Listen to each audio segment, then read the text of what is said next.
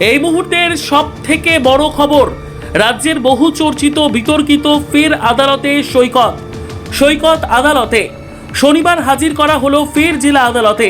সৈকতকে প্রশ্ন জিজ্ঞেস করতে সাংবাদিক উত্তরে বললেন সৈকত, পাহাড়ে বিজেপি ধুয়ে মুছে সাপ, 28-এ বিজেপির খাবে বড় বাস। একথা বলে খামতি থাকেননি। মুখ্যমন্ত্রী মানিক সাহাকে পদত্যাগ করার দাবি জানান তিনি। প্রদ্যুতের প্রশংসায় পঞ্চমুখ সৈকত।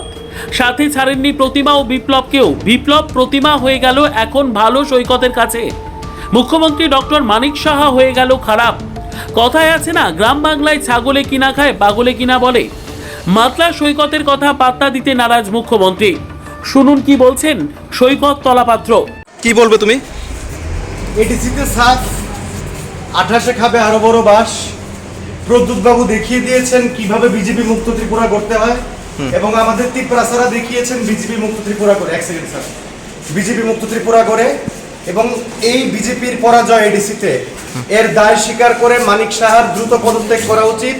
প্রতিমা ভৌমিক, বিপ্লব দেব যেই হোক, মানিক সাহার দ্রুত পদত্যাগ করা উচিত। এডিসি ত্রিপুরাকে রাস্তা দেখিয়েছে, মহারাজা রাস্তা দেখিয়েছে, এবং মহারাজা প্রমাণ করে দিয়েছে বাপেরও বাপ থাকে। এইটুকুই বলবো আমি। I am during last 2.5 years at jail, কোনো দোষ নেই।